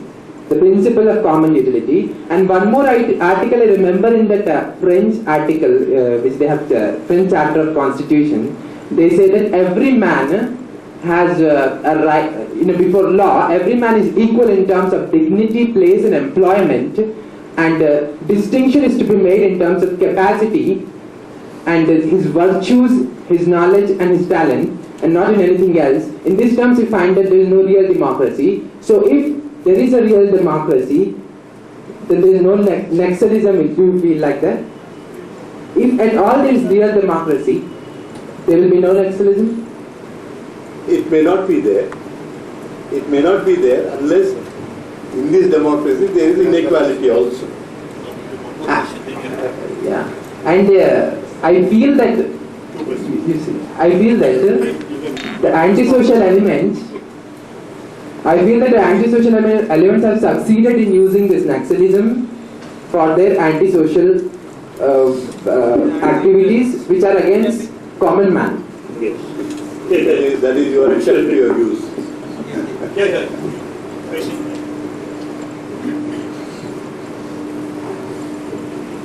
So last but one question, and the other Gandhi here will have the last question. నిజానికి communism అన్నా, Marxism అన్నా, naxalism అన్నా ఇవన్నీ ఒకటే. ప్రపంచంలో 33% కంట్రీస్లలో, 33 భూభాగంలో, ప్రపంచంలో 33% జనాభాలో కూడా ఉన్నటువంటి కమ్యూనిజం ఈరోజు ఏ ఒక కంట్రీలో కూడా ఏమాత్రం కూడా కమ్యూనిజం అనేది లేకుండా పోయింది. ఆ లేనటువంటి కంట్రీస్లలో కూడా రష్యా కావచ్చు, మీకు ఎక్కడైనా చూడండి, అక్కడ డెమోక్రాటిక్ గా ప్రజాస్వామ్య దేశాలకు ఓటు వేసి గెలిపించుకు మళ్ళీ కమ్యూనిజాన్ని తీసుకురావచ్చు. అక్కడ కమ్యూనిజాన్ని కూడా కమ్యూనిస్టులో కూడా ఓటు వేసి కమ్యూనిజాన్ని తీసుకురావచ్చు. కానీ కమ్యూనిస్ట్ కంట్రీస్లలో ఎక్కడ కూడా ప్రజాస్వామ్యం మోనోపాలి పార్టీ, ఒకటే పార్టీ ఉంటున్నారు. అయితే దీనికి ఎక్కడ కూడా వాళ్ళు ఈ 1/3 కంట్రీస్, ప్రపంచంలో 1/3 కంట్రీస్లో కమ్యూనిజం పోయిన తర్వాత ఇప్పుడు ఓటు ద్వారా ఏ కంట్రీ కూడా ఎన్నుకోలేదు. కాబట్టి కమ్యూనిజం మానవ జాతికి, మార్క్సిజం మానవ జాతికి పనికిరాదు అనేది నేను చెప్పదలుచుకున్నాను. మీరేమంటారు? రెండోది చెప్పకుండా సారీ, ఇంకోటి మీకు చర్చలు అనేవి కూడా ఎంత తప్పుగా నడుస్తున్నాయంటే ప్రతి పార్టీ కూడా వాళ్ళ యొక్క మేనిఫెస్టో ద్వారా ఎన్నుకోబడుతుంది. ప్రతి పార్టీ కమ్యూనిస్ట్గా మా తెలుగుదేశం కావచ్చు, కాంగ్రెస్ కావచ్చు, బీజేపీ పార్టీ కావచ్చు. అయితే మీరు చర్చించి మీరు ఎంపీలు చంపుతా, ఎమ్మెల్యేలు చంపుతా, ఇవన్నీ కిడ్నాప్, హింస రాజకీయాలు. ఇది కాదు. మీరు ప్రజాస్వామ్యం ఉన్నప్పుడు మెజార్టీ ఓట్ల ద్వారా పరిపాలనకు రావాలి. అంతేగాని మెజార్టీ వచ్చినటువంటి వాళ్ళ మేనిఫెస్టోలో నక్సలిజాన్ని మీరు కమ్యూనిజాన్ని ఇంప్లిమెంట్ చేయండి, కాన్స్టిట్యూషన్లో రాయండి అని అడగడం డెమోక్రటిక్ పార్టీస్ని మీరు చర్చలు రావడం కూడా ఇది సరైన విధానం కాదు. ఎందుకంటే ఇవాళ వాళ్ళు కమ్యూనిజాన్ని తీసుకొస్తారని అనరాలేదు. కమ్యూనిస్టు మేనిఫెస్టోని అమలు చేస్తామని ఈ కాంగ్రెస్ గవర్నమెంట్ కానీ, టీడీపీ కానీ, బీజేపీ కానీ రాలేదు. మీకు ఇంకోటి థర్డ్ క్వశ్చన్ ఏంటంటే, మీరు ఏదైతే కార్మిక రాజ్యం అని మీరు చెప్తున్నారో, ఈ కంట్రీలో, మన దేశంలో, డెవలప్డ్ కంట్రీస్ అన్నింటిలో కూడా, ఈవెన్ చైనాలో కూడా వాళ్ళ యొక్క ఆదాయంలో 35% జీడిపి జేపీలో 35% తోటి అక్కడ అడ్మినిస్ట్రేషన్ జరుగుతుంటే, మనం ఇక్కడ కమ్యూనిస్టులు కార్మిక రాజ్యం అని చెప్పే మన దేశంలో పిహెచ్డీలు కావచ్చు, ఇక్కడ ఉన్న అడ్మినిస్ట్రేషన్ 60 to 70% జరుగుతుంది. అంటే మనం ఎంత ప్రపంచంలో ఎక్కడ లేదు ఇంత హైయెస్ట్ అడ్మినిస్ట్రేషన్. ఇక్కడ కార్మికులు ఎంత దోపిడీ చేస్తున్నారు. ఇక్కడ కార్మికులు స్పీచ్ చేస్తున్నారు. ఇక్కడ అంత ఉదాహరణకు ఒక రొట్టె 100 రొట్టెలు ఉన్నాయి, 300 రొట్టెలు ఉన్నాయి, 100 మంది ఉన్నాం, తలా 3 తీసుకుంటే హెల్తీగా సమాన ఆర్థిక పంపిణీ జరగాలి. కానీ ఇక్కడ ఏమైతుంది, ఒక జస్ట్ 10% ఉన్నటువంటి ఈ దేశంలో ఉన్నటువంటి ఉద్యోగస్తులు 60% తీసుకుంటారంటే 180 రొట్టెలు వాళ్ళు 10 మంది తీసుకుంటే 120 రొట్టెల్ని 120 రొట్టెల్ని మనం 90 మంది పంచుకోవాల్సిన అవసరం. దాంట్లో ఇంకా 20% దోపిడీదారులు ఉన్నారు, వాళ్ళకి తీసేస్తే. ఇదే దరిద్రానికి కారణం. కాబట్టి ఏంటంటే ఎవరైతే ధనికులో మీరు వాళ్ళకి కార్మికులని ఒక ముద్ర వేసి వాళ్ళకి ఇంకా ఆదాయం పెంచాలని అంటే వాళ్ళకు ఇప్పుడు 6 times అంటే 18 రొట్టెలు ఒక మనిషికి ఇచ్చిన తర్వాత కూడా ఇంకా ఇవ్వండి రొట్టెలు అంటే మీరు పేదల గురించి మాట్లాడుతున్నారా, ధనికుల దోపిడీదారుల గురించి మాట్లాడుతున్నారా? ఎవరికైతే ఒక రొట్టె వచ్చిందో ఇంకా సగం రొట్టె వచ్చిందో ఆ రొట్టె కావాలంటే ముందు 6 రేట్లు 18 రొట్టెలు తీసుకున్నావు 10 రొట్టెలు అయ్యా నీకు 3 రొట్టెలు కావాలా, 3 రొట్టెల కన్నా 6 రొట్టెలు ఇస్తామని అడిగిన ప్రశ్న సమాధానం చెప్పండి. మీరు మీ అభిప్రాయాలు చెప్పినారండి, నన్ను ప్రశ్న అడగలేదు. నేను ప్రశ్న కాదు, మీరు ప్రశ్న అంటే ప్రశ్న కాదు, దయచేసి అర్థం చేసుకోండి. అందువల్ల అది ప్రశ్న కాదు. మీ అభిప్రాయాన్ని మీరు వెల్లడించినారు, నా మంచిదే. మీ అభిప్రాయం మీకు, నా అభిప్రాయం నాకు. మన అభిప్రాయాలు సరిపోకుంటే ఇద్దరము అగ్రీ టు డిఫర్ అని వెళ్ళిపోవాల్సిందే. అది ప్రజాస్వామ్య పద్ధతి. అది Yes, I just make a short comment on your position and what Shanta said, which is that there's a huge, large number of our citizens who are disempowered and who deserve our support. And these activities, whether it is the Naxalite activity or other activities which are going on in this country, are a response to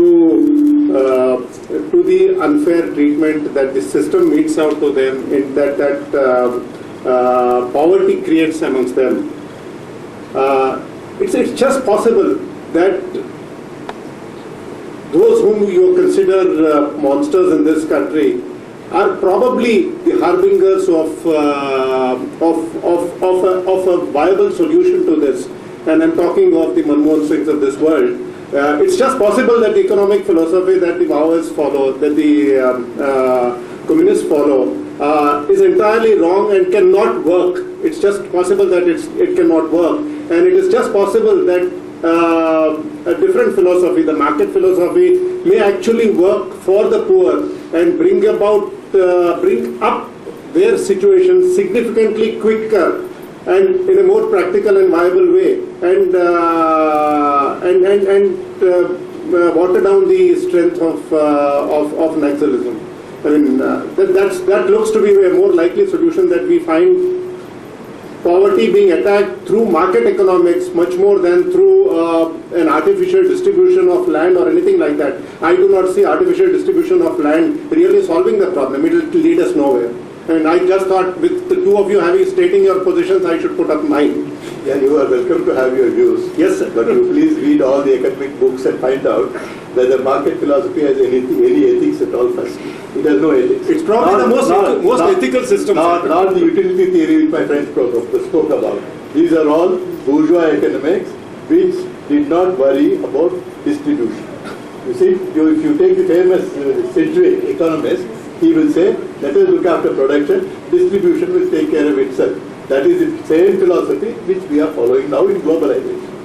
So distribution, if you don't take care of distribution, your peace will be disturbed. We will have a Manthan on economics. I think we will close here. Thank you, sir. Thank you, everybody. This is a very lively debate we've had. Before we close, as a mark of our regard, I would like Shanta to give a small memento to Mr. Kannabiran. Surprise. I want a picture. I want a photograph. Yes, Parth. Yeah, videotaping. Just 1 minute, Parth will take. We are videotaping and sending a copy to the police. That's so nice. Thank you. Just one. Thank you. Thank you very much, sir. We thank each one of our speakers. It was a very lively debate, and we hope to have you again sometime. Thank you. Thank you. That was good. I'm never in the habit of becoming a contagion.